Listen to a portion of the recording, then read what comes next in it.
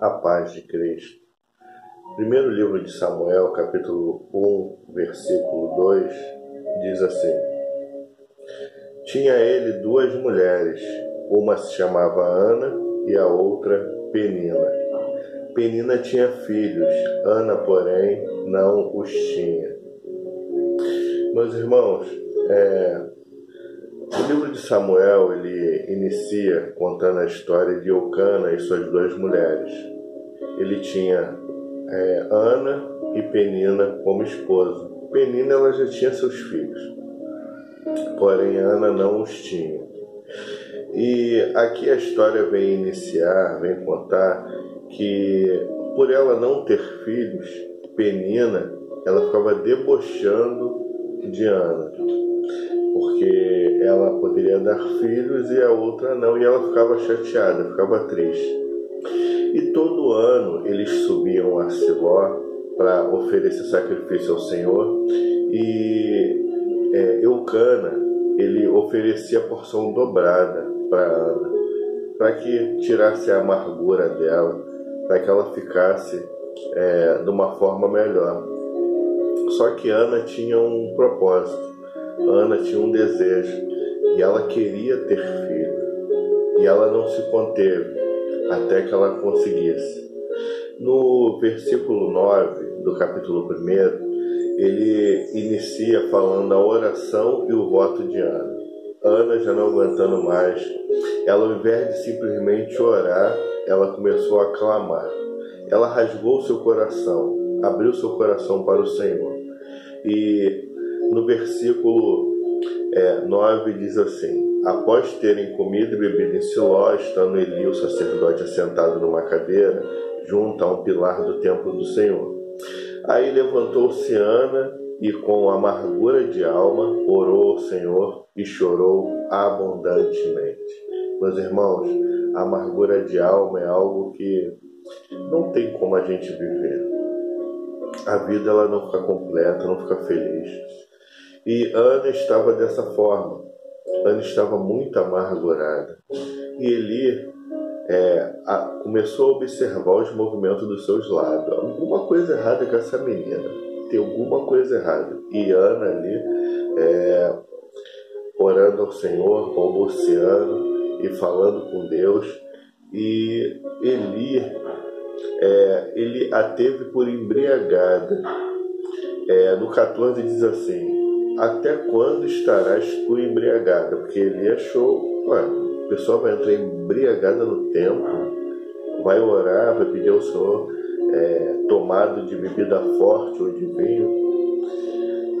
Porém Ana respondeu no 15: Não, Senhor meu, eu sou mulher atribulada de espírito, não bebi nem vinho nem bebida forte, porém venho derramando a minha alma perante o Senhor. Olha que lindo.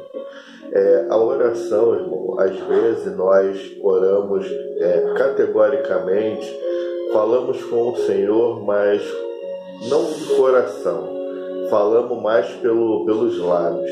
E Ana, ela já não aguentava mais orar, ela falava já pelo coração, já estava rasgando o coração, ao ponto do sacerdote de Eli, ele olhar e ver, achar que ela estava embriagada, mas ela afirmou, disse que não, ela estava atribulada de alma. Meu irmão, pior coisa é a alma atribulada, os problemas vindo, os problemas em si não dando trégua, e a pessoa pedindo solução para aquele problema.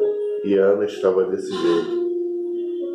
Aí no versículo 17 diz assim: Então lhe respondeu Eli: Vai-te em paz, e o Deus de Israel te conceda a petição que lhe fizeste.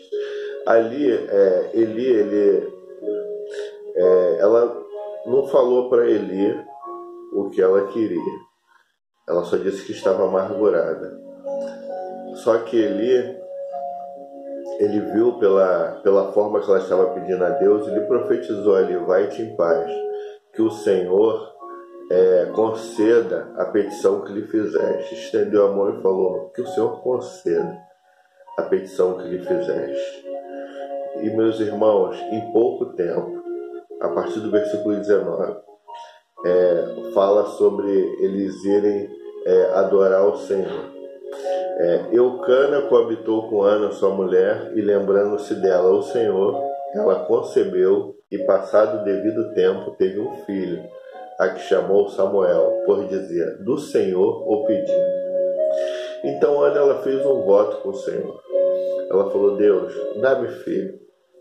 E Deus, o Senhor me dando filho, eu o entregarei perante o templo, para que ele venha servir ao Senhor por toda a sua vida. E foi assim que aconteceu. O Senhor concebeu a Ana e deu um filho. E ela colocou o nome de Samuel porque do Senhor ela pediu. Foi algo sobrenatural. Ana era estéril, ela não podia ter filho.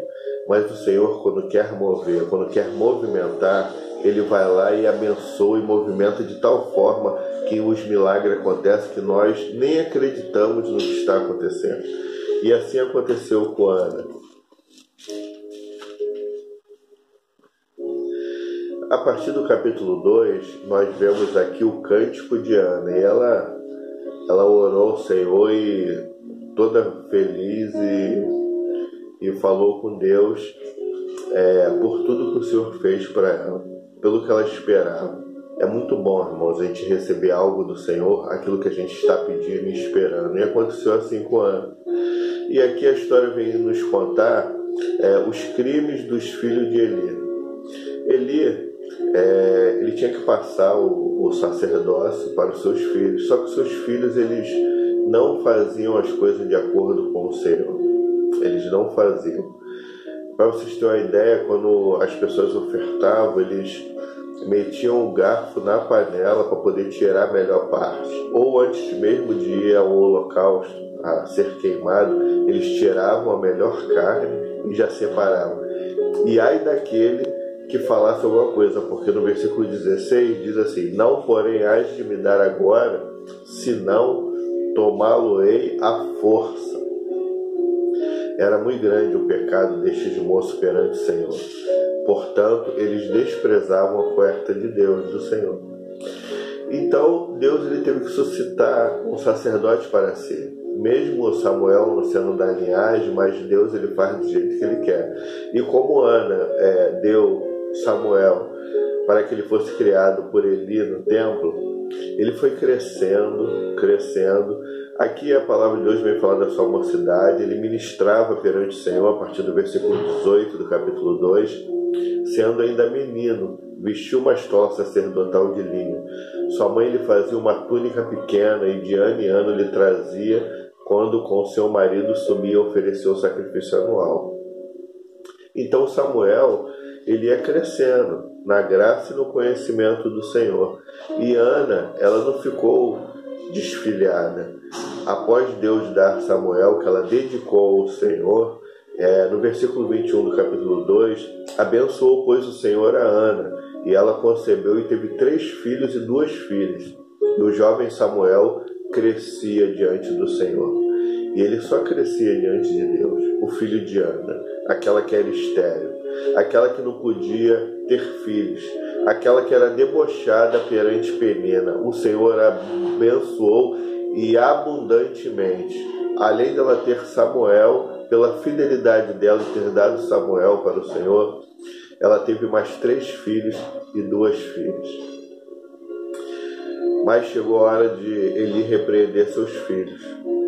A partir do versículo 22, Eli começa uma repreensão a seus filhos falando: olha, todo o povo vem reclamar de vocês. O povo vem aqui toda hora e fala: olha, Eli, seus filhos, Ofni e Finés, só fazem coisas erradas, transgressão perante o Senhor. Eli, você tem que fazer alguma coisa, dá um jeito. Mas ele não sabia que Deus já havia dado um jeito nessa situação. No versículo 25 fala assim: pecando o homem contra o próximo, Deus lhe será o árbitro. Pecando, porém, contra o Senhor, quem intercederá por ele? Eli falando para seus filhos: entretanto, não ouviram a voz de seu pai, porque o Senhor os queria matar. Eles não ouviram a voz de Deus. Deus já havia também endurecido o coração deles pelo pecado que eles fizeram. E eles iriam ser realmente mortos, e o sacerdócio não iriam passar para eles. Iria passar para alguém que Deus tomou e já havia escolhido. No versículo 1 do capítulo 3 diz assim: o jovem Samuel servia ao Senhor perante Eli naqueles dias. A palavra do Senhor era muito rara. As visões não eram frequentes. Deus não estava falando mais. Não adianta a gente ficar pecando e achar que Deus ele vai continuar concordando com as nossas transgressões. Muita gente acha que vai continuar levando uma vida leviana, pecando, e Deus está lá batendo palma. Isso aí, vai, não vai. Deus ele não vai. Deus ele começa a se afastar. E naquela época era muito rara as visões. Era muito rara as revelações da parte do Senhor. Porém, Samuel escuta por 3 vezes alguém chamar. E ele se levanta no meio da noite, vai até Eli e pergunta: eis-me aqui. E ele fala: não te chamei. Mas Eli ele não é bobo. O homem de Deus ele viu realmente que alguém estava chamando ele diferente. E no versículo 10 diz assim, no capítulo 3: então veio o Senhor e ali esteve e chamou como das outras vezes: Samuel, Samuel. Este respondeu: fala, porque o teu servo ouve. Porque Eli falou para ele: olha, ele pensou, eu sei, é Deus que está chamando esse jovem. Quando chamar mais uma vez, você fala assim: fala, que teu servo ouve. Quando Deus falar, fala para Deus, fala que teu servo ouve. Antes mesmo da gente querer retruncar algo, a gente fale para o Senhor: Senhor, fala que teu servo ouve. Deixa Deus falar o que ele quer falar. E ali Deus ele se queixa com o Samuel. Fala: olha, eis que vou fazer uma coisa em Israel, a qual tudo que eu ouvir lhe tinirão ambos os ouvidos. Suscitarei contra ele tudo quanto tenho falado com respeito à sua casa. Porque um profeta, no final do capítulo 2, profetizou contra a casa de Eli que não ia ficar um homem, ia ser derribado, Deus ia trazer um juízo sobre a casa de Eli. E ali Deus ele confirma a Samuel esse juízo, por conta das transgressões. E aí Deus fala com Samuel. Começa ali a intimidade de Deus com Samuel, para que ele venha assumir seu ministério. E no final do capítulo 3, no 19 ao 21, fala assim: crescia Samuel e o Senhor era com ele, e nenhuma de todas as suas palavras deixou cair em terra. Ou seja, não houve profecia que Samuel falou que foi errada, porque as profecias que Samuel falava eram de Deus, então não caíram em terra. Todo Israel, desde Dan até Berseba, conheceu que Samuel estava confirmado como profeta do Senhor. Depois que confirma, irmão, é só fazer a vontade de Deus. Continuou o Senhor a aparecer em Siló, enquanto por sua palavra o Senhor se manifestava ali a Samuel. Deus, quando nós obedecemos, ele se manifesta no nosso meio. E ele se manifestou ali com Samuel. Não deixou que uma palavra viesse cair em terra. Ele cumpriu todas as profecias que ele usou a Samuel. Deus ele quer fazer algo grande na minha e na sua vida. Basta nós acreditarmos e deixarmos o Senhor falar. Fala, Senhor, que teu servo ouve. Em nome de Jesus. Que Deus nos abençoe.